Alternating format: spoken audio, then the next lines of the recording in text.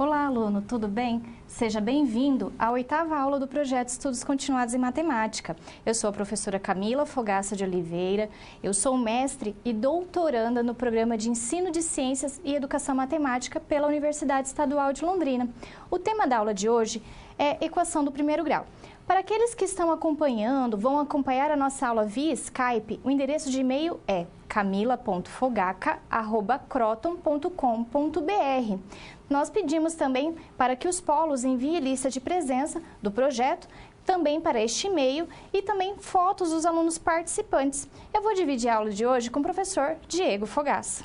Olá, eu sou o professor Diego, sou doutor em Ensino de Ciências e em Educação Matemática pela Universidade Estadual de Londrina e como a professora Camila já comentou, o nosso tema de hoje é sobre equações. Nos estudos continuados, nós tivemos a oportunidade, lá em setembro do ano passado, em iniciar o estudo das equações, onde eu dividi uma aula com a professora Aline. A aula de hoje, ela suplementa essa aula anterior, porque hoje o nosso enfoque está em resolver situações problemas, ok? Mas, e essas situações problemas, elas estão relacionadas à área da física e também à área da matemática financeira. Te convido então agora ao quadro com o convite ao estudo. Aqui nós temos, o convite ao estudo e há alguns questionamentos, que várias vezes estão realizados ao nosso cotidiano, também presente no senso comum, onde que nós podemos aproveitar para discutir o conceito informal de equação, Várias vezes, quando nós queremos enfatizar algo, nós chamamos esse algo de X da questão. E a letra X, ela está relacionada a incógnita que está presente na equação, Só temos uma equação, só conseguimos definir uma equação porque há, além do sinal de igualdade, a presença dessa incógnita. Nós também temos situações procedimentais. Aqui passou negativo, por quê? O que é esse passar, Nós trabalhamos na aula anterior com a ideia de processo inverso, de pensar a operação inversa, Lembrando que o inverso da adição é a subtração e também ao contrário, o inverso da subtração a adição e o inverso da multiplicação é, no nosso caso aqui, a divisão e vice-versa. Nós também temos a ideia, como que eu encontro esse x, como que eu descubro o valor desse x. E, por fim, tem aqueles questionamentos. O aluno aprende com x, só que quando nós mudamos essa letra para representar a incógnita, como, por exemplo, inserimos um n, o aluno já tem uma dificuldade, em realizar a operação. Cabe destacar que o uso da letra x é uma convenção matemática que nós utilizamos quando nós estamos falando, de um valor desconhecido, que no nosso caso é somente um valor desconhecido, nós usamos o x. Mas esse valor, essa letra, ela só está sendo utilizada para o quê? Para representar o número desconhecido. Você pode recorrer a outros símbolos, a outra letra, a qualquer outro recurso que venha simbolizar esse valor desconhecido, ou simbolizar essa incógnita. Nós vamos agora ao quadro com a primeira situação problema, que é sobre o movimento de automóvel. Então, considere a posição escalar de um automóvel, ou seja, nós estamos trabalhando com essa posição, em metros, em vários instantes do movimento descrito na tabela. Então, nós vamos, primeiro passo, pensar sobre essa tabela. Então, o que nós podemos perceber? Nós temos o tempo 0 e nós temos como posição 10. Nós temos como tempo 3 segundos e nós temos a posição 70, Aqui nós temos o tempo 6 segundos e temos como posição 130. A mesma coisa acontece com 9 segundos, a posição 190 metros e também a com 12 segundos e o 250 metros. Então, o que nós percebemos aqui? Há uma lógica na formulação dessa tabela? Essa tabela obedece a alguma lei? Inicialmente, a gente já pode pensar, De 0 para 3, olha só, variou 3 segundos. Nós temos uma variação de 3 segundos. E, consequentemente, nesse intervalo de 3 segundos, o que aconteceu com o espaço? Se eu pensar 70 menos 10, eu tenho 60. Ou seja, quando o o tempo variou em 3 segundos, eu tenho que a posição variou em 60 metros. E no instante seguinte, olha só, de 3 para 6, 6 menos 3, eu também tenho 3 segundos. E quando eu faço 130 menos 70, o que eu tenho? Eu também tenho, nesse caso, 60 metros. Continuando, então, esse mesmo raciocínio, 9 menos 6, eu tenho 3. E 12 menos 9, eu também tenho 3. E, olhando, então, para essa posição, 190 menos 130, eu tenho 60, e também de 250 para 190, eu tenho 60. O que eu observo? Eu observo que no mesmo intervalo de tempo, houve o quê? A mesma variação de posição. Quando nós temos uma situação parecida com essa, né? Ou melhor, parecida não, uma situação igual a essa, em que há uma variação de tempo igual ao espaço, nós estamos trabalhando com movimento retilíneo uniforme, onde a velocidade é constante, ou seja, a diferenciação do espaço em relação ao tempo é a mesma. E essa tabela obedece à seguinte equação. S de t é igual a 20 vezes t mais 10, sendo que t é igual o tempo em segundos e essa é a posição escalar em metros. O que é essa função que nós temos no quadro? Ela está aqui, no caso, mostrando para nós. Se eu tenho o tempo t, ok? Que é a nossa variável independente, aqui no caso, eu tenho que S de t é a nossa variável que depende desse espaço. Depende desse tempo. Então, quando o tempo é zero, o que acontece? Eu vou inserir o zero aqui na função, eu vou ter 20 vezes 0, 0, mais 10, eu tenho, olha só, como relação que relaciona-se com zero, eu tenho então o valor 10. E essa mesma lógica segue para os outros. Se você inserir 6, olha só, você vai ter 20 vezes 6 mais 10, você chega então em 130. Okay? Então, isso é muito importante. Então, a gente consegue observar o quê? Nós podemos, dessa observação, plotar essas informações em um gráfico. Olha só, a gente consegue, com esse gráfico, verificar que há uma proporcionalidade tanto no tempo quanto na variação do espaço. O que isso nos permite inferir? Que a variação do tempo em relação ao espaço ela é, olha só, constante. Ela obedece uma equação, uma função do primeiro grau, conforme nós podemos olhar nessa situação.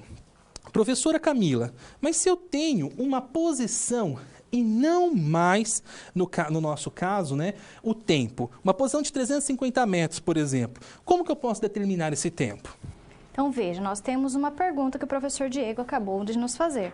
Veja, com uma posição de 350 metros, então qual seria o tempo descrito? Veja, para responder essa pergunta, nós precisamos lembrar de um conteúdo muito importante, que é o conteúdo da aula de hoje, equação do primeiro grau. Vamos ao quadro, então, relembrar este conceito e como se aplica, né, este conceito. Vamos ao quadro. Então, em quanto tempo o automóvel percorreu 350 metros? Essa é a nossa pergunta. Veja, eu quero saber qual é o tempo que foi percorrido com essa distância de 350 metros. Para responder essa pergunta, nós precisamos lembrar a definição do que é uma equação. Veja, intuitivamente, nós podemos afirmar que equações são sentenças matemáticas que apresentam um sinal de igualdade, bem como apresentam incógnita. Veja, o que é uma incógnita? É o nosso valor desconhecido. As equações, elas são úteis para resolver problemas em que é necessário encontrar esses valores desconhecidos. Quando resolvemos uma equação, encontramos o valor da incógnita, encontramos o valor de x, o valor de n, o valor de u, certo? Nesse sentido, podemos verificar se a nossa solução é correta, substituindo o valor encontrado na sentença e verificando se satisfaz o sinal de igualdade. Para resolver essa pergunta do professor Diego, nós sabemos que a fórmula do espaço é igual a 20 vezes t mais 10. Nós temos uma informação. Qual é a nossa informação? Que o S de t, o deslocamento, corresponde a 350 metros. E nós precisamos identificar qual é o valor do tempo quando o espaço é igual a 350 metros. Nesse caso, nós vamos substituir no lugar do espaço o valor de 350. 350 é igual a 20 vezes t mais 10. Veja, da definição que a gente acabou, né, de aprender, de relembrar, né, do que é uma equação, equação são sentenças matemáticas que apresentam um sinal de igualdade. Nessa equação que eu acabei de colocar, nós temos um sinal de igualdade. E, além disso, nós temos uma incógnita. Neste caso, a gente está trabalhando com a incógnita t, ou seja, o valor que eu quero determinar, neste caso, é o valor de t. E por que eu estou chamando essa equação de equação do primeiro grau? Veja, nesse caso, o expoente que está elevado a t é 1. Por ser elevado a 1, por isso que nós chamamos de equação do primeiro grau. Se fosse elevado a 2, nós chamaríamos de equação do segundo grau, que é o conteúdo da próxima aula. Para determinar esse valor do tempo, nós precisamos lembrar das operações inversas. Lembra que o professor Diego, no começo da aula, falou assim, veja, o inverso da operação de adição é a operação de subtração. O inverso da operação de subtração é a adição. O inverso da multiplicação é a divisão e da divisão é a multiplicação. Então, vamos retornar ao quadro e verificar que nós temos nós precisamos relembrar aqui que o inverso da adição é a subtração. Então, nesse caso, nós vamos subtrair, né? Então, 350 menos 10. Então, eu vou trabalhar com a operação inversa da adição. 350 menos 10 é igual a 20 vezes t. Ou seja, 340 é igual a 20 vezes t. Ok? Nesse caso, eu posso também falar, né? Só vou trocar a posição aqui da nossa igualdade, que 20t é igual a 340. E nesse caso, eu tenho uma multiplicação. Então, de novo, relembrando da operação de multiplicação, então, nesta linha, estou fazendo a operação inversa da multiplicação. A operação inversa da multiplicação é a divisão. Então, o t equivale a 340 dividido por 20. Ou seja, o tempo é igual a 17.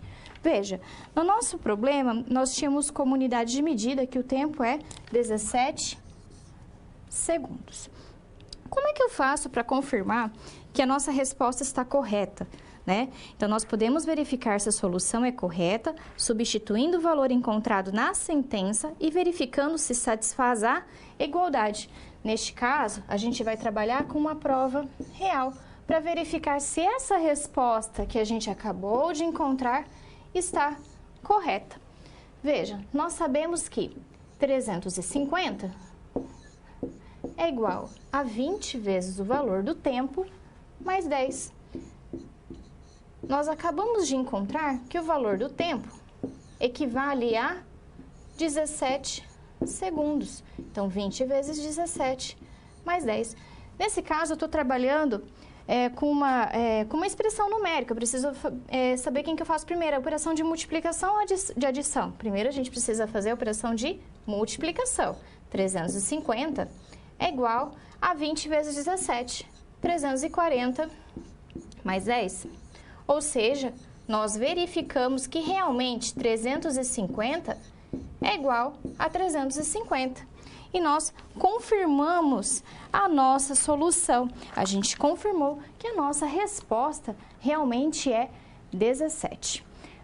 Bom, neste caso, o professor Diego iniciou a situação problema falando de velocidade, que é mais um conceito físico, ok? E para determinar o valor da velocidade, nós precisamos relembrar qual é o conceito de velocidade média. Vamos ao quadro para o nosso próximo problema. Qual é a velocidade do automóvel em quilômetros por hora? Para determinar a velocidade em quilômetros por hora, nós precisamos lembrar da fórmula de velocidade média. A velocidade média é igual à variação do espaço dividido pela variação do tempo. Lembrando que, nesse caso, o nosso espaço está sendo dado em metros e nosso tempo em segundos. Lembra que o professor Diego falou dessa variação do tempo pela variação da posição, fazendo a subtração dos valores? Veja, de 0 a 3, 3 segundos. 6 menos 3, 3 segundos. 9 menos 6, 3 segundos. E 12 menos 9, 3 segundos também. E a mesma forma pela posição. Ele foi subtraindo esses valores e encontrou o valor de 60 metros. Veja, nós sabemos então que a nossa variação do espaço é de 60 metros por 3 segundos. Ou seja, a velocidade média é dada por 20 metros por segundo. Mas a nossa pergunta é a velocidade, mas a velocidade dada em quilômetro por hora. E para determinar a velocidade em quilômetro por hora, precisamos resolver uma regra de 3. Relembrar também que 1 metros por segundo, ele equivale a 3,6 quilômetros por hora. Mas veja, e 20 metros por segundo? Quanto que equivale? 20 metros por segundo equivale a x. Nesse caso, nós temos que 1 vezes x é igual a 20 vezes 3,6. 1 vezes x, x, que é igual a 20 vezes 3,6, que corresponde a 72. O quê? 72 quilômetros por hora. E nós respondemos o nosso problema, somente relembrando que em física esse movimento é descrito como movimento retilíneo uniforme, como o professor Diego falou. Agora, neste momento, o professor Diego vai iniciar a nossa aula com um exemplo. Nesse exemplo que você vai conhecer na sequência, é uma calculadora quebrada. Então, nós temos uma calculadora que, ao você inserir um número, no visor dela aparece outro. E essa distorção, ela segue uma lógica. Então, nós vamos também, nesse exercício, relembrar como que se dá o processo de operações inversas na resolução de equações, certo? Retomando, então, agora o quadro, nós temos o contexto da atividade. Então, minha calculadora quebrou. Se eu digito um número, ela soma esse número com 2 e multiplica o resultado por 4. Se eu digito 8, por exemplo, aparece 40. De acordo com essas afirmações, responda. Eu digitei um número estrela. Ele apareceu no visor 68. Qual número eu digitei? Antes de responder essa questão, nós vamos então explorar esse fato que está apresentado nessa linha. Então acompanhe. Nesse caso, eu vou digitar o número 8. O que o exemplo nos traz? Se eu digito o número 8, a calculadora vai somar esse número com 2, certo? Então vai se iniciar o quê? Um processo de operações com o número inserido. Então 8 mais 2... Nós temos como resposta 10, e depois o que ela faz? Ela vai assumir essa soma, ela pega essa soma e multiplica essa soma por 4. Então, ela vai fazer 10 e vai multiplicar por 4. 10 vezes 4, nós temos, então, 40. Ok? Então, esse é o processo, é uma mão do processo que a calculadora faz. Mas e agora? Eu inseri 8. E eu cheguei em 40. Como que eu posso pensar do 40 até o 8? Será que se eu pensar nas operações inversas, eu consigo do 40 chegar em 8? Né? Ou seja, eu começo agora a pensar no processo inverso que a calculadora realizou. Retomando ao quadro, nós podemos então fazer a seguinte situação. No quadro, nós podemos fazer a seguinte situação. Eu tenho aqui o 40. Olha só. Como que o 40 foi obtido? O 40, ele veio de quê? Da multiplicação do 10 pelo 4. Então, se eu penso que no inverso da multiplicação eu tenho a divisão. Então, se eu faço 40 dividido, ali no caso, por 4. Olha só. 40 dividido por 4. 40 dividido por 4, eu chego em 10. Ok? E agora, com esse 10, eu consigo chegar no 8, sabendo que 8 mais 2 vale 10? Olha só, o 8 somou com 2 e chegou em 10. Então, se eu pensar o inverso, se eu pego 10 e ao invés de somar 2, eu retiro 2. 10 menos 2, eu tenho então 8. Ou seja, aqui eu tenho o processo do 8 para o 40 e no caso aqui nós temos do 40 para o 8. Eu tenho, no caso, a volta. O que nós vamos fazer agora na sequência? Eu inseri, na letra A da situação, eu inseri o número estrela. Certo? Esse número desconhecido, que é a nossa incógnita, eu vou representar ela por essa estrela, vai somar com 2. Certo? E depois, essa soma vai ser multiplicada por 4. Muita atenção na representação desse fato. Eu estou considerando a soma da estrela, do número estrela com 2.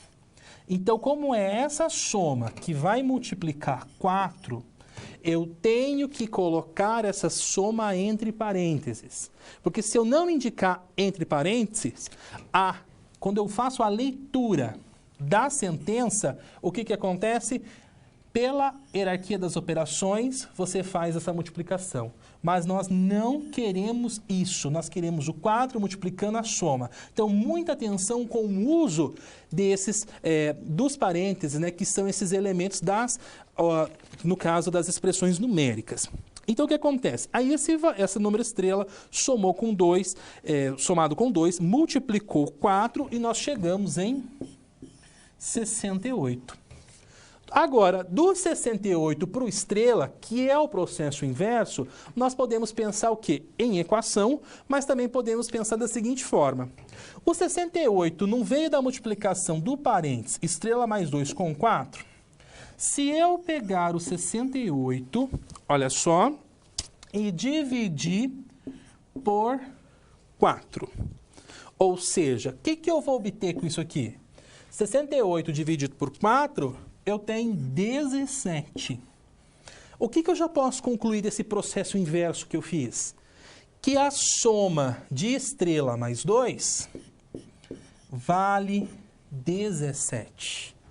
Ok? Estrela mais 2 é 17. Agora é só fechar o pensamento. Se estrela mais 2 é 17, se eu pego 17 e retiro 2, o que acontece? Eu chego em 15. Logo, eu posso concluir que estrela, que é o valor que eu digitei na calculadora, ele é 15, ok? Esse debate sobre esse exercício, ele teve que objetivo? Relembrar a relação que as operações têm com a sua operação inversa. Eu tenho um processo e quando eu aplico a operação inversa, o que acontece? Eu vou retroceder esse processo de operações que eu fiz, então, com o valor, com a incógnita, né, que envolve essa incógnita, quem é o valor que eu quero, no caso, determinar. Nós vamos agora, então, ao quadro com a seguinte situação. A letra B, ela pede, então, para que você escreva, né, uma sentença matemática que representa todo esse processo, né? Então, nós vamos chamar de N. Olha só, quem vai ser N? O número do visor. Ok? Vou chamar de N o número do visor. E eu vou chamar de X. Olha só, o número inserido. O número que você vai inserir na calculadora. Logo, o que acontece? O número do visor, N maiúsculo, ele vai ser igual o no caso, né? Ele vai ser igual. Você vai pôr o número x, ele vai, no caso, somar com 2, e essa soma será aqui, no caso, multiplicada por 4. Ok? Então, essa seria a sentença matemática que representa o cálculo realizado pela calculadora. Nós vamos agora, então, a uma atividade que tem por objetivo que você aplique os conceitos que nós abordamos agora nessa reflexão do exemplo da calculadora quebrada. Acompanhe no quadro. Então, eu tenho, né, um menino fazendo uma leitura e ele faz, então, tem o seguinte pensamento. Pensei em um número, o somei com sua metade e o resultado é 84. Qual número eu pensei? Então, lembrando que você pode resolver essa situação por meio da aplicação de equação do primeiro grau, ou pode pensar da forma como resolvi pelo processo inverso, que não deixa de ser uma maneira de resolver por equação, mas é uma situação que às vezes alguns alunos apresentam uma maior aptidão. Eu vou dar um tempinho e nós já retornamos então com a correção e com as contribuições.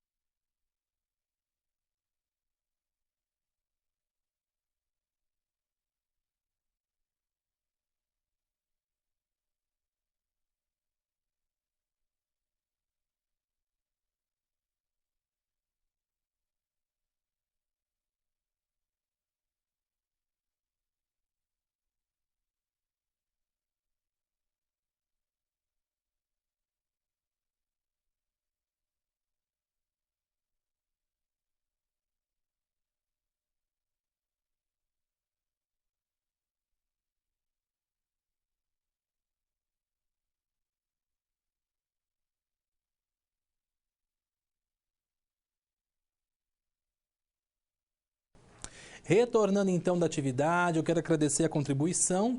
Nós pensamos no número 56. Será que realmente é esse o número que nós pensamos? Vamos então agora retomar ao quadro, onde que nós temos a atividade. Nesse caso, o que vai acontecer? Pensei em um número. Olha só, já não diz o valor do número. Ou seja, eu já posso pensar que esse pensei o número, ele está relacionando a nossa incógnita. Eu vou representar essa incógnita por x. Por quê? Porque é convencionado o uso do x. Pensei em um número e eu somei com a sua metade. Quando ele retrata a metade, nós podemos representar a metade de duas formas. Nós podemos pensar como sendo fração, ou seja, meio vezes x, ou nós podemos pensar decimal. 1 dividido por 2, nós vamos ter 0,5 vezes o x. Eu vou optar nesse momento por usar essa representação. Mas se você sentir à vontade e já trabalhar com as frações, fique à vontade. Então, nós vamos pensar no número x mais a sua metade, então, no caso, meio x, meio vezes x, e eu tive, então, como resposta, como solução dessa soma, 84. E agora, como que eu vou, então, resolver essa equação? Primeiro, é uma equação? Sim, é uma equação, porque nós temos incógnita e nós temos, olha, a igualdade. Qual é o grau dessa equação? Nós podemos perceber que o maior grau que as incógnitas, né, estão elevados é 1. Então, trata-se, então, de uma equação do primeiro grau. Nesse caso, nosso primeiro passo vai ser o quê? Unir termos semelhantes. E x com meio x são termos semelhantes. Então, eu tenho aqui 1x mais meio x, eu tenho 1,5x e esse valor é igual a 84. Agora, a ideia é pensar na operação inversa. 1,5 multiplicou o x e nós chegamos no 84. Se 1,5 multiplicou, ele vai para nós aqui operar inversamente.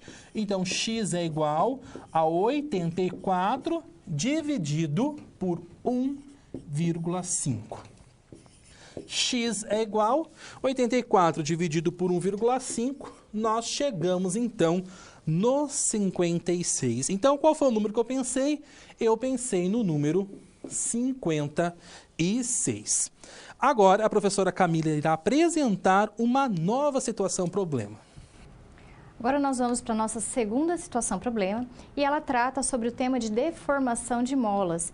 Esse assunto, ele está presente, por exemplo, nos cursos de engenharia e de física. Vamos ao quadro conhecer nossa segunda situação-problema. Deformação de molas. As propriedades mecânicas se referem ao modo como os materiais reagem a esforços externos, apresentando deformação ou ruptura. Considere uma mola aplicada a várias cargas, conforme indica a figura. Nós temos uma figura e nessa figura nós temos uma mola.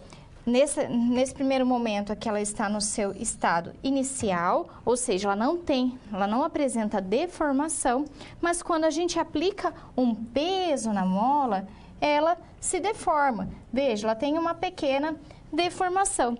E a partir do momento que a gente retira esse peso, a mola volta no seu estado inicial. Por exemplo, no automóvel, quando é acionado o pedal da embreagem, ele volta à sua posição inicial devido à elasticidade da mola. Então, este também é um exemplo, né, de quando se aplica deformação de molas. Foi feita uma pesquisa e nessa pesquisa foi apresentada, foram coletados várias massas, né, de acordo com várias massas, apresentados a sua deformação. Então, veja, nessa pesquisa foi possível coletar a massa e a deformação. Vamos ao quadro conhecer essa pesquisa. Então, este estudo informou as massas e as forças aplicadas sobre a mola e suas respectivas deformações. Veja, como é que a gente encontrou, por exemplo, qual é a relação ou se existe alguma relação entre a massa e a força. Nesse caso, a gente precisa lembrar que a força nada mais é que a massa vezes a gravidade. Nesse caso, a gente sabe que a unidade da força é em newtons, da massa em quilogramas, ok? E a gravidade foi dada no exercício, que é metros por segundo ao quadrado. Veja, será que existe uma relação entre massa e força? Existe. Força é igual a massa vezes a gravidade. Por exemplo, se a massa aqui foi dada em 10 gramas, ela apresentou uma deformação de 0,010. Mas como que a gente obtém essa força? Primeiramente, eu preciso transformar essa massa em gramas em quilogramas. Então, vamos pensar aqui. Força é igual a massa vezes a gravidade, ok? Neste caso, 10 gramas equivale a quantos quilogramas? Então, equivale a 0,01, que é, na verdade, 10 dividido por 1.000. Então, 0,01. Estou colocando aqui a massa na nossa unidade em quilogramas, vezes o 9,8. 0,01 vezes 9,8, nós temos como resultado 0,098, que foi o resultado que a gente acabou de encontrar. Podemos fazer o mesmo procedimento com 20. 0,02 vezes 9,8. Nós encontramos como resultado 0,196, ok? Podemos fazer esse procedimento para diferentes massas e obter a força. Nesse estudo também foi encontrada a deformação correspondente a cada massa. Veja, massa 10 gramas, deformação 0,01. Massa 20, deformação 0,018. Massa 30, deformação 0,026 e assim, respectivamente. Existe uma lei em física que estabelece essa relação entre a força e a deformação. E essa lei é chamada de Lei de Hooke. Vamos ao quadro confirmar essa lei. Vamos ao quadro conhecer que a lei é determinada por essa seguinte fórmula. F é igual a K vezes X, onde F é a força aplicada em newtons, K é a constante da mola e X a deformação. Então, a lei de Hooke que nos traz essa fórmula. Veja, eu trago agora para vocês um seguinte questionamento. Como determinar a constante elástica da mola? Como determinar o valor de K?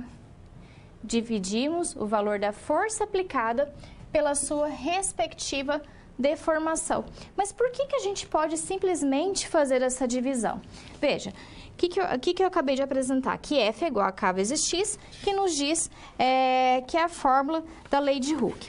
Como eu quero, neste caso, determinar o valor de K, nós podemos utilizar das operações inversas, e lembrando que a operação inversa da multiplicação é a divisão.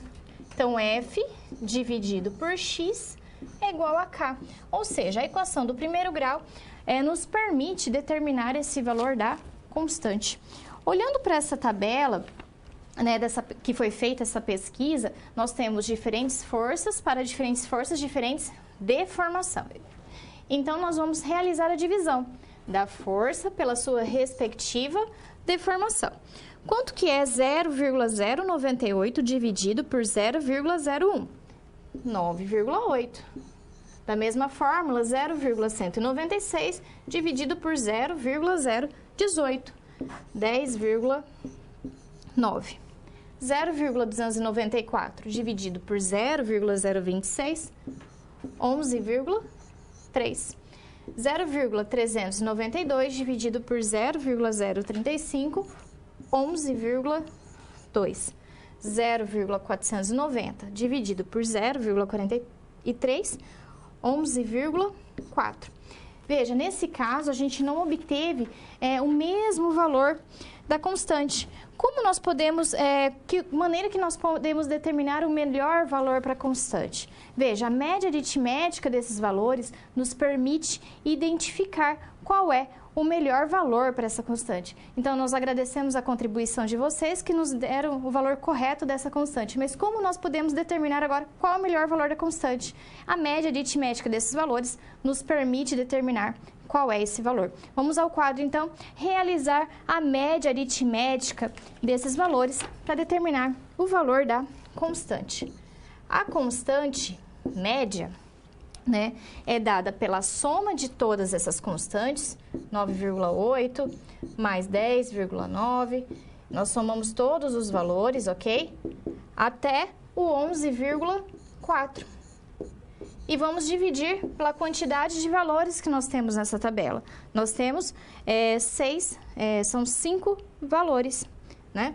Então, realizando essa soma e essa divisão por 5, nós vamos obter 54,6 dividido por 5, que é igual a 10,9.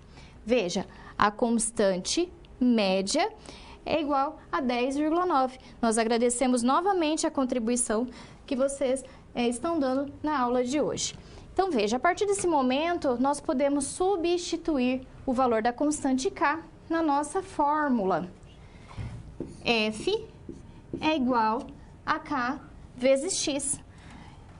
Então, o K vale 10,9 vezes o X. Neste caso, nós obtivemos uma relação entre a força e sua deformação. E aí, eu posso fazer um questionamento para você, professor Diego. Qual é a deformação da mola quando se aplica uma força de 0,7? Ou seja, essa fórmula aqui, ela nos permite identificar para diferentes valores de força, diferentes valores de deformação. Então, qual é a deformação da mola quando se aplica uma força de 0,7? Professor Diego. Então, nesse caso, nós vamos utilizar a expressão que a professora Camila deduziu e nós vamos, então, por meio da equação do primeiro grau, responder o questionamento. Acompanhe no quadro. Então, eu tenho aqui, né, o seguinte questionamento: qual a deformação da mola quando se aplica uma força de 0,7 newtons? O que nós conhecemos? Nós sabemos que a força, olha só, a força, ela é igual a 10,9, que no caso foi a constante, né, encontrada pela professora, vezes x, que é a deformação. Em várias situações, nós fizemos toda essa relação. O que acontece? Agora eu tenho uma força que vale 0,7 newtons. Ou seja, eu posso fazer a substituição desse valor na expressão. Eu tenho que 0,7 é igual a 10,9x. Trata-se de uma equação, sinal de igual, incógnita no expoente 1. Ou seja, eu tenho uma equação do primeiro grau. 10,9 está multiplicando a incógnita. Então, ele opera do outro lado, dividindo. Então, eu tenho que 0,7 dividido por 10,9 é igual a x. Realizando, então, essa divisão, muito obrigado pela contribuição, só que eu só vou utilizar duas casas após a vírgula. Agora, eu vou inverter a ordem aqui, vou pôr o x primeiro, mas como é um sinal de igual, nós só vamos escrever de uma forma diferente. X é igual a 0,06 metros. E o que é 6 centésimos do metro? 6 centésimos do metro, olha só, trata-se, então, de 6 centímetros. Então, professora Camila, a deformação da mola, ela é de 6 centímetros. Agora nós vamos para um segundo exemplo. E o que seria tratado nesse segundo exemplo? Nós vamos, então, abordar, ok? Nós vamos aprofundar a manipulação algébrica em situações que envolvam parênteses. Acompanhe no quadro. Então, agora eu tenho uma equação também do primeiro grau, só que eu tenho, olha só, um parênteses, né? No caso, x mais 4. Então, a primeira coisa que nós temos que pensar quando eu tenho uma situação como essa que está no quadro. Muitos estudantes têm a tendência de, vou eliminar o parênteses, então eu vou distribuir o 3. Esse 3, esse procedimento que eu acabei de simular, ele não é equivalente à equação. Okay? Então, torna-se errado porque o sinal de igualdade ele não vai se aplicar. Porque 3 não está multiplicando parênteses, 3 está subtraindo o parênteses. Então, é muito importante desenvolver essa habilidade de leitura da sentença matemática. Então, o que eu tenho? Eu tenho 3 menos x mais 4. Quando eu tenho esse menos, eu tenho, né, implícito o menos 1. Eu tenho menos 1 multiplicando esse parênteses. Então, o que eu vou fazer? Primeira coisa, eu vou multiplicar esses valores internos ao parênteses por menos 1, ok? Então, nesse caso, eu tenho o 3, eu vou repetir, porque ele está fazendo uma subtração com parênteses, e agora, então, eu faço no caso, eu vou distribuir o menos 1 para os valores internos ao parênteses. Lembrando que aqui implícito eu tenho um sinal positivo. Menos 1 vezes mais x, então, menos vezes mais, eu tenho aqui no caso, então, menos 1 vezes x, eu tenho, então, menos x. E agora, menos vezes o mais, eu tenho, nesse caso, então, também menos 1. Menos 1 vezes 4, eu tenho, então, no caso, menos 4. E agora, eu tenho que isso que é igual a 14 mais 2x. O próximo procedimento vai ser o quê? Vamos unir os termos semelhantes. Então, esse menos x aqui, eu vou escrever, e agora eu tenho, desse lado, 3 e 4. 3 e menos 4, na verdade. 3 e menos 4 são números que não possuem nenhuma relação de produto com a incógnita. Então, eu vou poder somá-los. Se eu tenho 3 e eu devo 4, eu devo 1. Então, eu fico aqui, no caso, com x, nesse caso, com menos x menos 1. Ok? E esse valor aqui, ele vai ser, então, igual a 14 mais 2x. Agora que não temos mais termos semelhantes para somar, nós vamos, então, deixar letra de um lado e número do outro.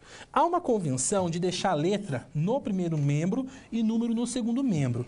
Mas isso, né, é uma questão de convenção, você pode fazer o contrário. O importante é deixar de um lado da igualdade, de um lado da igualdade letra e do outro lado da igualdade número. Então, o menos x já está aqui, eu vou repetir. Agora, olha só, mais 2x opera do outro lado, menos 2x. É igual, vou repetir o igual, aqui eu tenho 14.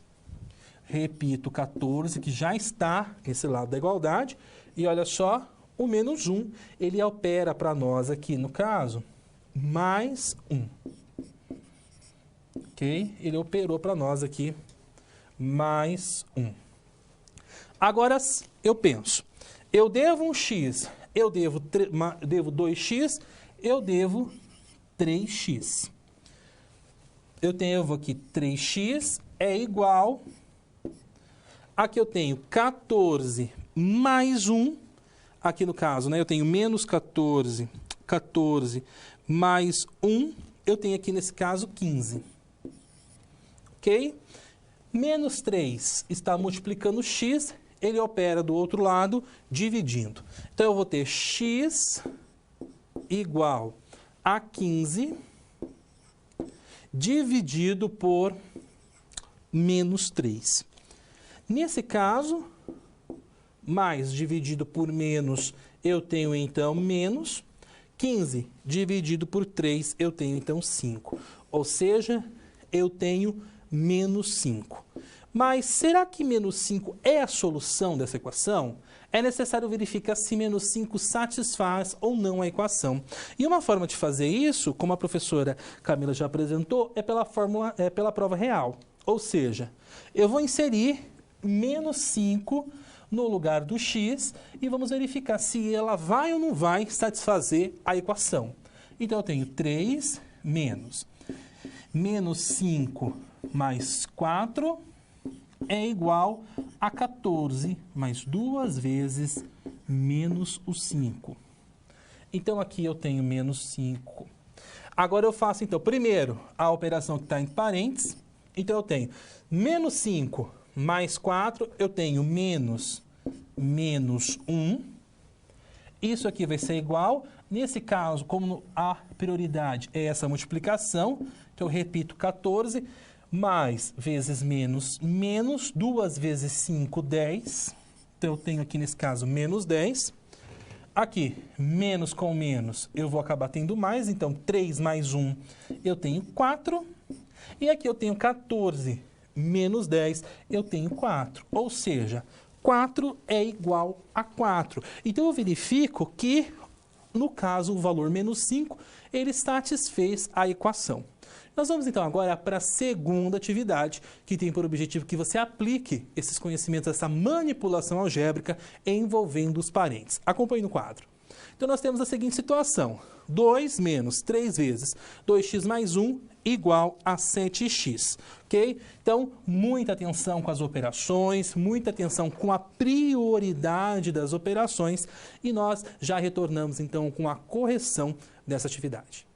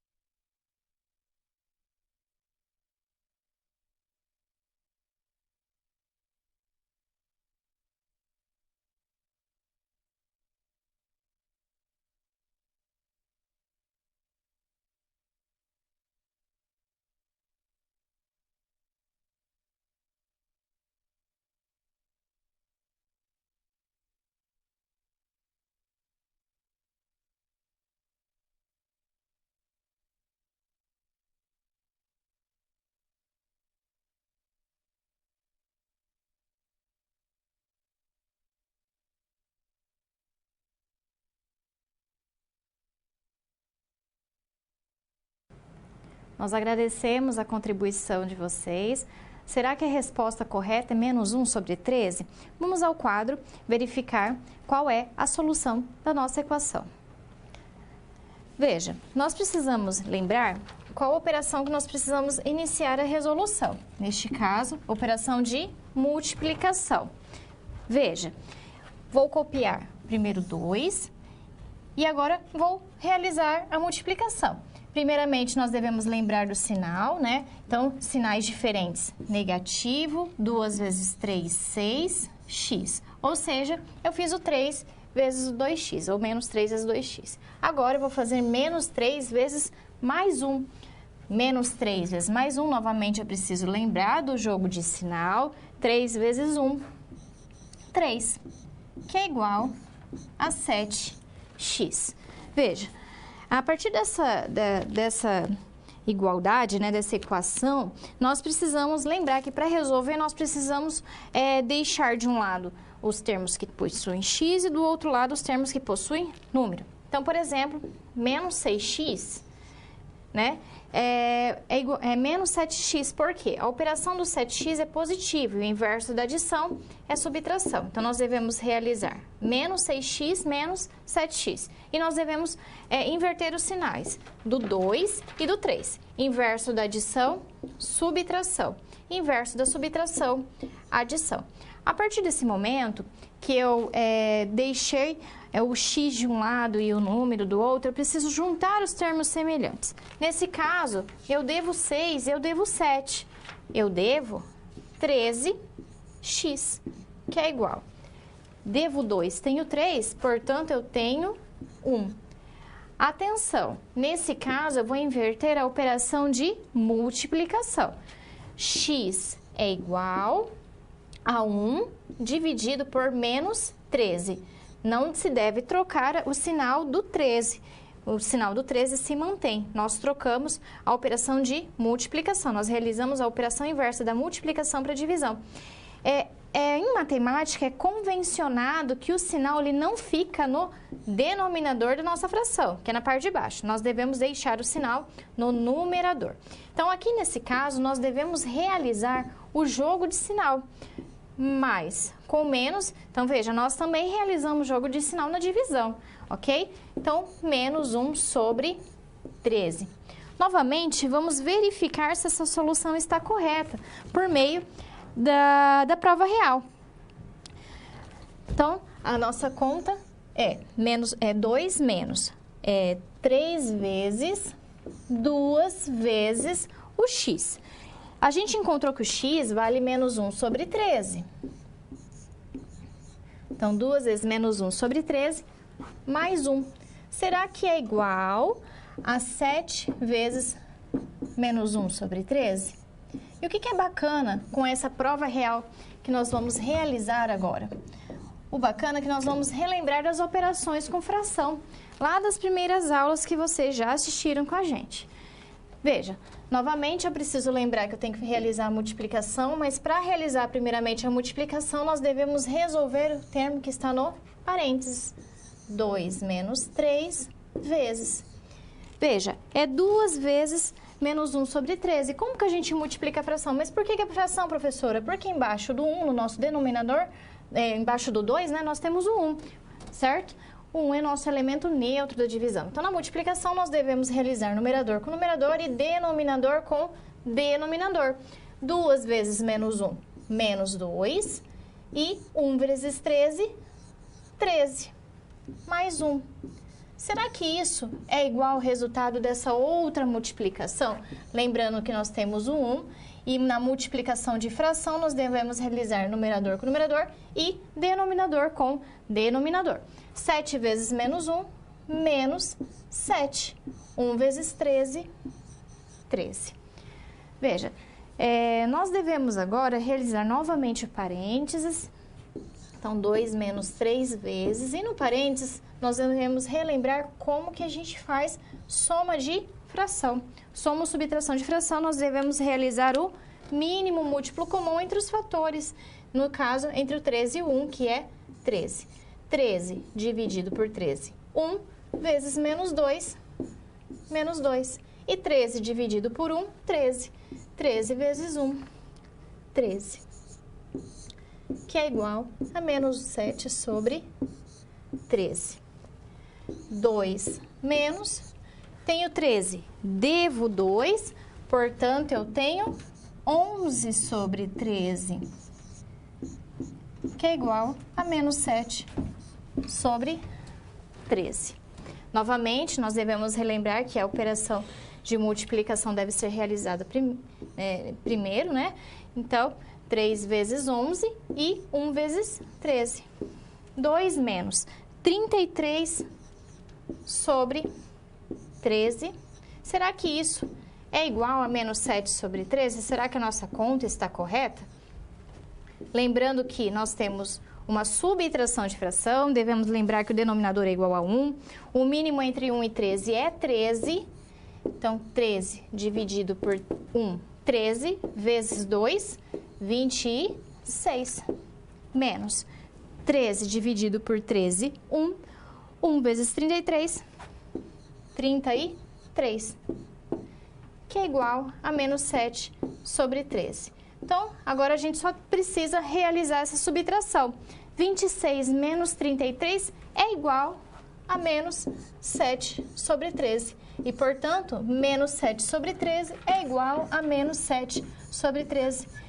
E dessa forma, a gente confirmou a nossa resposta. A gente confirmou que x igual a menos 1 sobre 13 satisfaz a nossa equação. O professor Diego agora vai trabalhar com o nosso terceiro exemplo. Nesse terceiro exemplo, nós temos por objetivo abordar as frações, as operações com frações que a professora Camila já iniciou, relembrando o processo de extração do mínimo múltiplo comum e como se dá as operações, principalmente de adição, subtração, divisão e multiplicação, só que agora em situações que um dos valores é incógnita. Como que numa equação do primeiro grau eu abordo, eu resolvo utilizando fração? Vamos então agora ao quadro. Então eu tenho aqui a seguinte equação.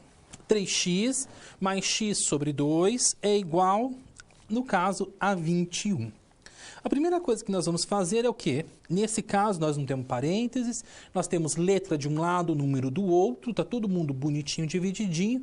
Nós só vamos, então, unir esses dois que são termos semelhantes, 3x mais x sobre 2. Nesse caso, o que nós devemos pensar? Que no caso implícito, eu tenho o denominador 1 no 3x e também no 21. O mínimo múltiplo comum entre 1 e 2, nós temos que é o número 2. Então, eu tenho o número 2 tanto para esse lado e também número 2 aqui para esse outro lado. E agora, então, realizo o procedimento. 2 dividido por 1, eu tenho 2. 2 vezes 3x, eu tenho, então, 6x. Ok? Então, peguei o mínimo múltiplo comum entre os denominadores, dividi pelo denominador do primeiro número fracionário e depois eu multiplico pelo numerador. Né? Continuando, então, sinal de mais eu vou repetir. 2 dividido aqui no caso por 2, eu tenho 1. 1 vezes o x, eu tenho então o x. Ok? Agora, do outro lado, 2 dividido aqui no caso por 1, eu tenho 2. E 2 vezes o 21, eu tenho então, aqui no caso, 42. Agora é uma parte interessante. Eu tenho duas frações com o mesmo denominador. Como o denominador é igual e a nossa incógnita só no numerador, eu faço uma comparação entre essas duas frações. E eu foco somente nesse numerador. Então, eu vou ter 6x, aqui no caso, mais o x igual ao 42. Ok? Como elas são duas frações iguais, eu foco no numerador, eu faço essa comparação. 6x mais o x são termos semelhantes. 6x mais x, eu tenho aqui no caso 7x. 7x é igual ao 42. O 7 não está multiplicando x, ele opera do outro lado, dividindo. Então, x é igual a 42, dividido aqui no caso por 7. 42 dividido aqui no caso por 7, eu tenho então que o meu x, ele está valendo 6, ok? Mas podemos pensar na prova real nesse contexto? Podemos sim pensar na prova real. Então, o que eu vou fazer? No lugar do x, eu vou inserir 6. Então, eu tenho 3 vezes o 6, mais 6 dividido por 2, isso vai ser igual a quanto? 3 vezes 6 eu tenho aqui, no caso, 18, mais 6 dividido por 2 eu tenho 3, 18 aqui, 18 mais 3, eu tenho então 21, ou seja, o mesmo valor que está do outro lado da igualdade. Então, eu tenho que o 6 satisfez a equação, então é a solução, é o x que nós estamos encontrando. Nós vamos agora para uma atividade. E essa atividade, ela tem a função do quê? Que você aplique os conhecimentos que nós já vimos no decorrer da aula. Acompanhe no quadro. Então, essa atividade, ela vai exigir muita atenção com a manipulação desses parênteses, a aplicação adequada e o jogo de sinal com esses valores que estão multiplicando esses parênteses, ok? E nós, então, vamos dar um tempinho para que você possa fazer essa questão e estou, então, esperando as contribuições e nós já retornamos na sequência com a correção.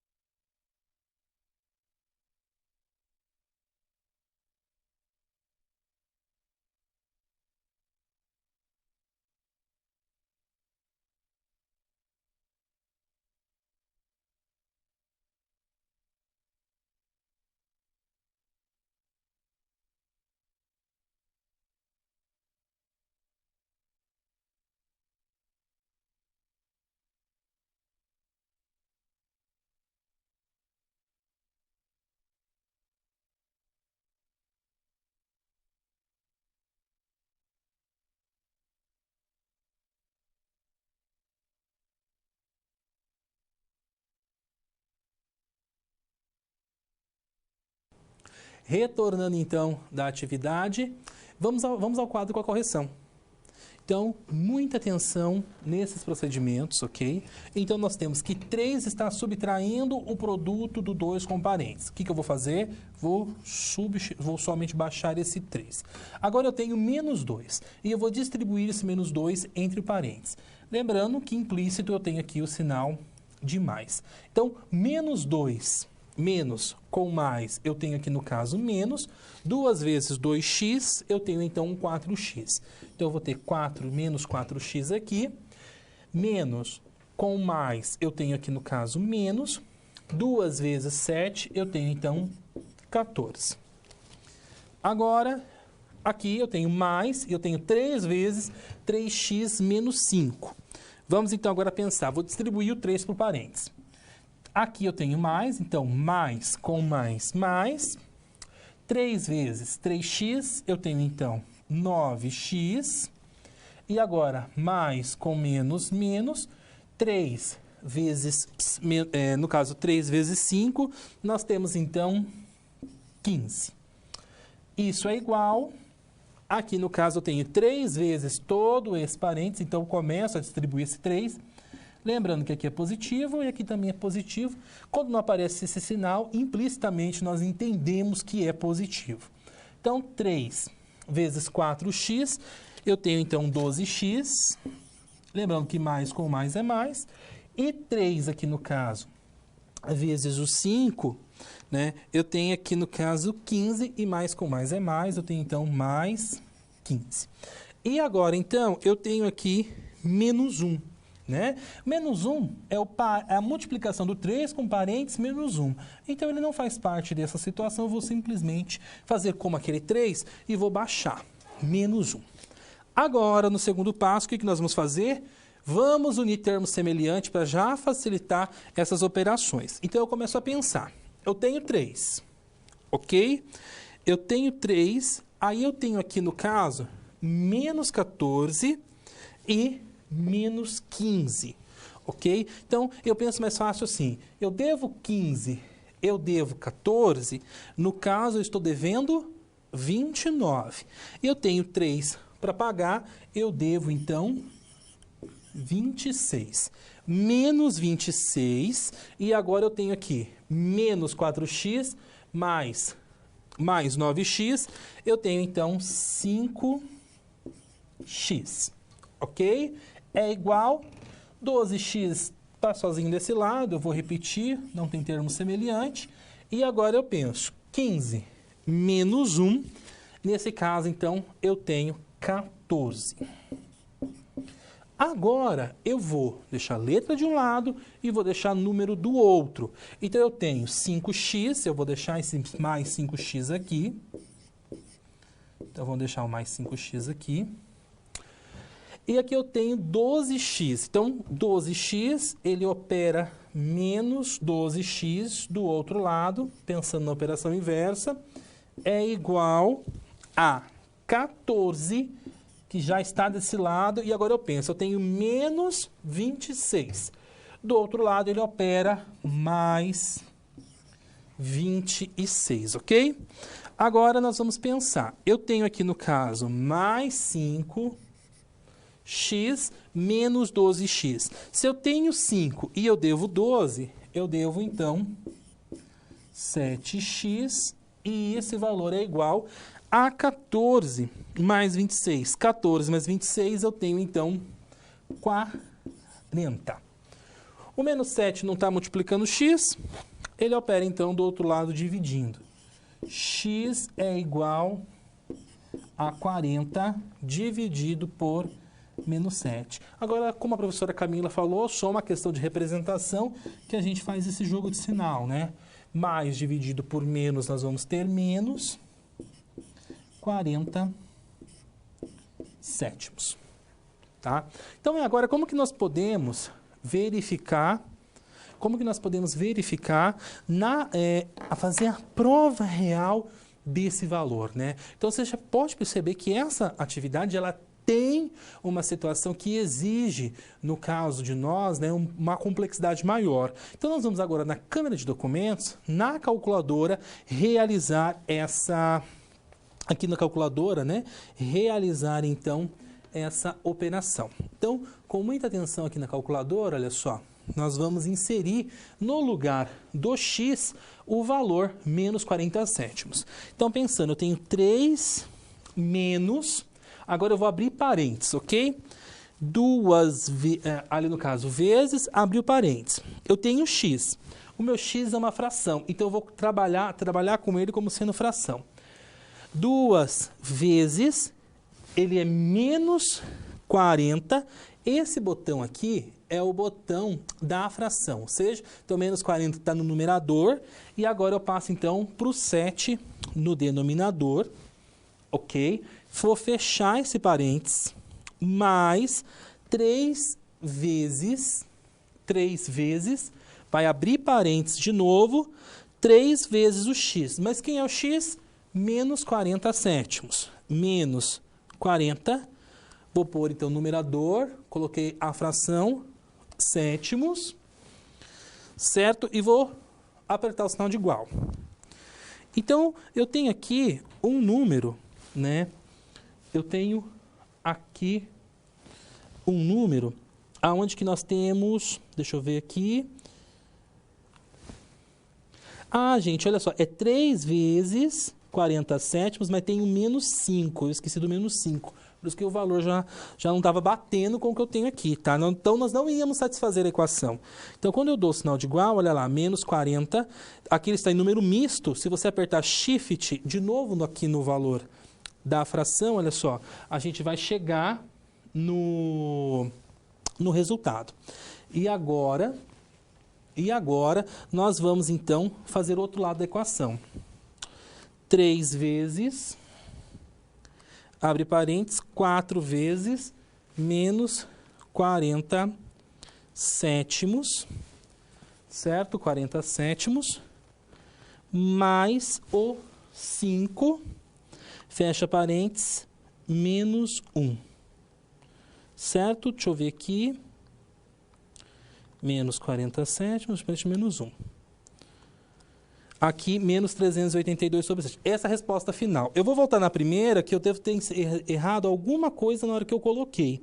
Então, isso é importante que você já observe que isso pode acontecer na hora que você estiver fazendo. Eu tenho 3 menos 2 vezes, abre parênteses, 2 vezes o valor do x. No caso, é menos 40 sétimos, ok? Ali, no caso, 40 sétimos, mais o 7. E vou fechar, então, o parênteses. Mais 3 vezes, abrir parênteses, 3 vezes, menos 40 sétimos. Ok? 3 vezes menos 40 sétimos. E, no caso, agora, menos o 5. E eu vou fechar esse parênteses. Observe, olha só, nós chegamos no resultado. Então, o que aconteceu? Na primeira situação, eu devo ter digitado alguma coisa errado e, então, não satisfez a equação. Então, quando a coisa for complexa como essa, é importante, então, que você continue, certo? Várias vezes. Agora, então, a professora Camila irá tratar com nós o próximo exemplo, que, no caso, nós podemos ver ao quadro. Próximo exemplo, ele consiste em determinar o valor de x. X menos 2 dividido por 3, que é igual a 2 menos x dividido por 4. Veja que agora nós vamos tratar de uma equação fracionária. Como o professor Diego já trabalhou com vocês, equação fracionária, primeiramente nós devemos encontrar o denominador, depois verificar se a igualdade, para verificar que a igualdade é verdadeira, nós devemos comparar o valor do numerador. Vamos ao quadro resolver este último exemplo da aula de hoje. Veja, embaixo do x nós podemos considerar o denominador 1, embaixo do 2 nós também devemos considerar o denominador 1.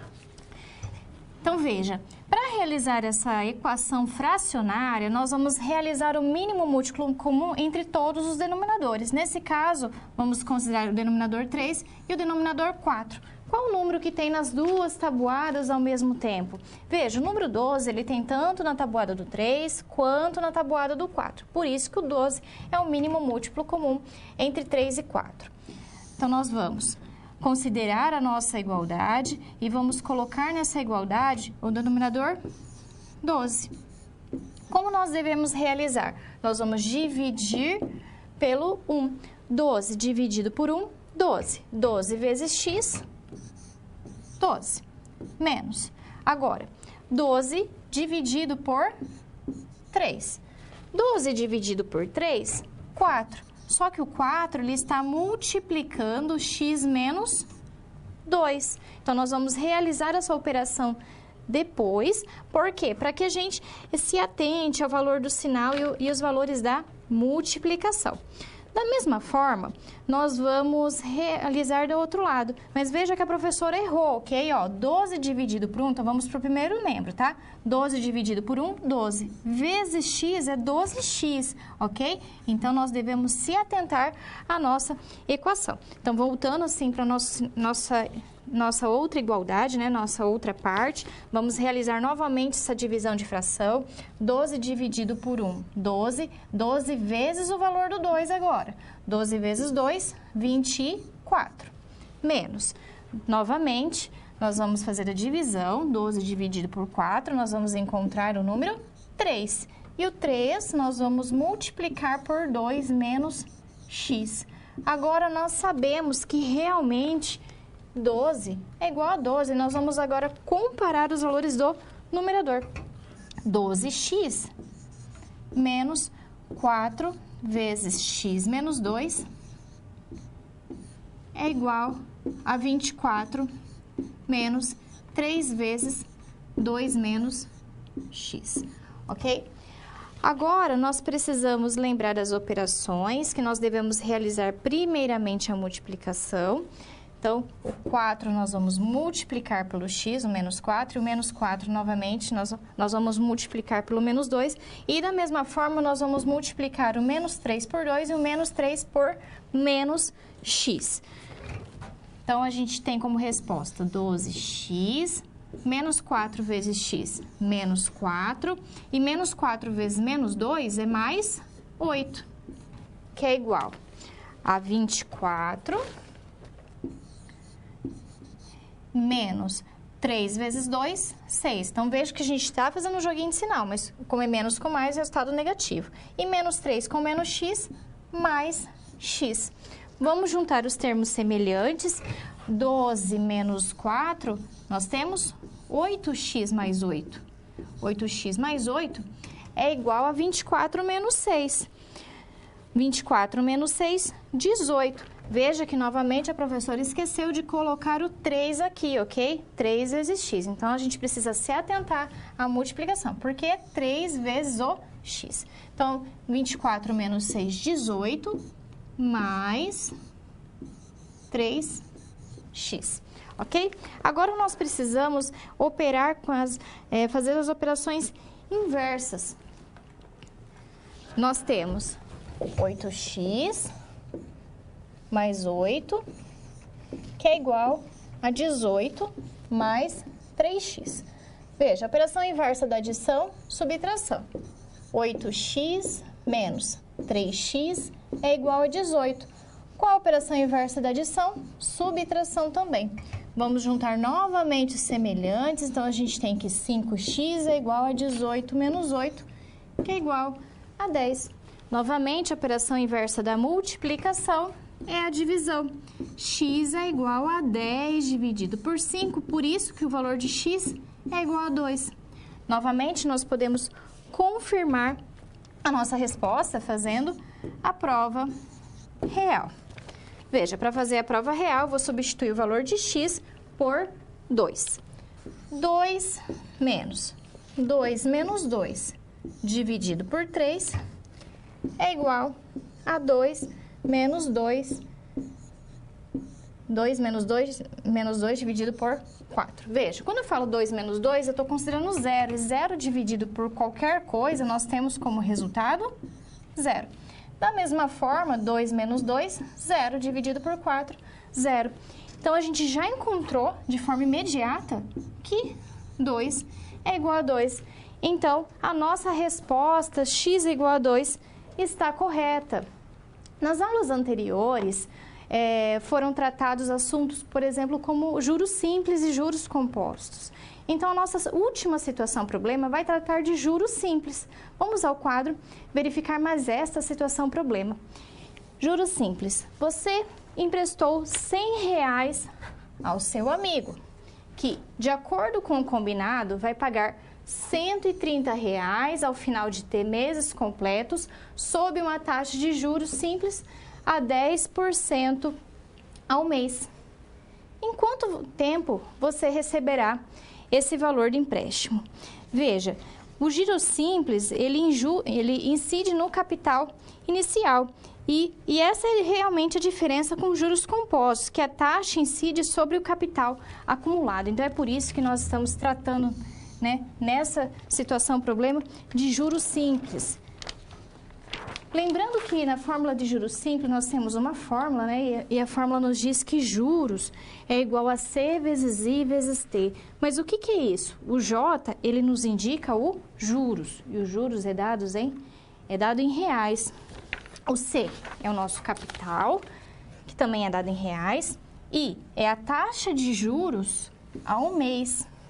E T é o nosso tempo em meses. É importante verificar as nossas variáveis, né? E verificar também qual é a unidade, né, de medida com relação a cada uma. Então, voltando à nossa situação problema, nós temos um capital de R$100 e no final você vai pagar R$130. Mas como determinar os juros? Veja, se você vai pagar R$130 ao final do empréstimo, você precisa, para considerar o valor dos juros, você precisa pegar esse valor que você vai pagar ao final e subtrair o valor de R$100, que foi o que você emprestou para o seu amigo. Então, neste caso, rendeu um juro de R$30. Então, veja, nós sabemos qual é o nosso capital e nós sabemos qual é o nosso juros. Como nós determinamos o I? No enunciado, ele nos disse que o nosso I é igual a 10%. O que é 10%? 10% é 10 dividido por 100. Quanto que equivale 10 dividido por 100? 10 dividido por 100 é igual a 0,1. Diante dessas informações, nós sabemos qual foi o juros, ou seja, o juros pago, né, pelo seu amigo é de R$30, nós sabemos o nosso capital, que é de R$100, nós sabemos a nossa taxa e nós vamos determinar depois de quantos meses será pago o empréstimo. Então, juros é igual a C vezes I vezes o tempo. Nossos juros é de R$30. 30 é igual a 1.000 vezes a taxa, que é 0,1, vezes o tempo. Nós podemos realizar essa multiplicação. 1.000 vezes 0,1 é igual a 10. Novamente, nós temos uma equação do primeiro grau, nós devemos operar com realizar as operações inversas, e a operação inversa da multiplicação é a divisão. Só vou reescrever aqui a minha operação, que 10t é igual a 30, e realizar a divisão. T é igual a 30 dividido por 10. E nós encontramos que o tempo é igual a 3. Agora, nós devemos verificar que o tempo foi dado em meses. Por isso, que é depois de 3 meses que você vai receber o valor do empréstimo. Nós agradecemos a presença de vocês, a participação na aula. E nós aguardamos vocês na próxima aula, cujo tema será de equação do segundo grau. Espero que vocês tenham aproveitado os conhecimentos que nós abordamos nessa aula e que você volte na aula que foi ministrada em setembro, onde que foi abordado, né? Nós também fizemos uma mesma retomada dos conceitos de equação, onde nós trabalhamos regressivamente com as operações semelhante à calculadora. Então, se você tem alguma dúvida de entender essa relação de inversibilidade das operações, eu recomendo que você volte naquela aula de setembro de 2017, junto entre eu e a professora Aline, nós abordamos esse conceito. Okay? Nessa aula, nós focamos no quê? Nós focamos na aplicação, para que você veja que os conceitos que nós estamos abordando apresentam a aplicação no nosso cotidiano em várias situações, como nós podemos perceber, distintas do veículo e também no caso da matemática financeira, nós temos a situação de equação para aplicar, ok? Então, nós vamos ficando por aqui e até a próxima.